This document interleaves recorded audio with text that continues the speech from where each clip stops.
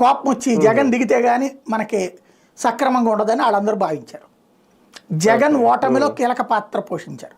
ఇంకొకటి ఇక్కడ ఉన్నటువంటి సామాజిక వర్గ సమీకరణాల్లో కూడా అనేక ఆసుపత్రులు వాళ్ళ చేతుల్లో ఉండటం వల్ల కూడా జగన్ ఓడాలని బలంగా కోరుకున్నారు, బలవంతంగా కోరుకున్నారు.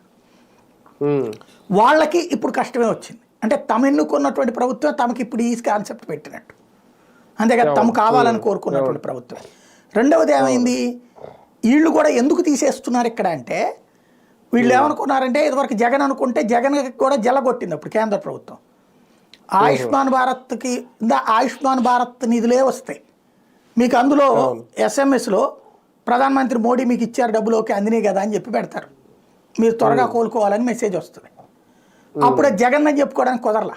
అంతకుముందు ఏంటంటే వీళ్ళు లెక్కేసుకుంది ఆయుష్మాన్ భారత్ కిందకు ఓకే చేసేసి ఆ డబ్బులు వచ్చిన తర్వాతన అది రాష్ట్ర ప్రభుత్వానికి డబ్బులు వస్తాయి, రాష్ట్ర ప్రభుత్వం ఈ ఆరోగ్యశ్రీ కిందన అవి ఇచ్చాను లెక్కేసుకున్నారు, అవసరమైతే ఇంకో 10 రూపాయలు మనం వేసుకుని ఇద్దాంలే లెక్కేసుకున్నది జగన్ ప్రభుత్వం. కానీ ఇట్లా ఇవి డైవర్ట్ అయిపోతున్నాయని గ్రహించి కేంద్ర ప్రభుత్వం ఏం చేసింది, డైరెక్ట్గా హాస్పిటల్ అకౌంట్కి వాళ్ళే వేస్తున్నారు.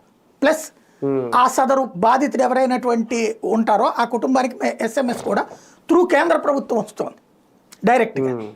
దాంతో వీళ్ళు అనే క్రెడిట్ పోతుండేటప్పటికి అటు ఇటు కానీ కన్ఫ్యూజన్లో సగం డిస్టర్బ్ చేశాడు జగన్మోహన్ రెడ్డి. వీళ్ళు శాంతం డిస్టర్బ్ చేసి అవతల పడేస్తున్నారు ఇప్పుడు కంప్లీట్గా.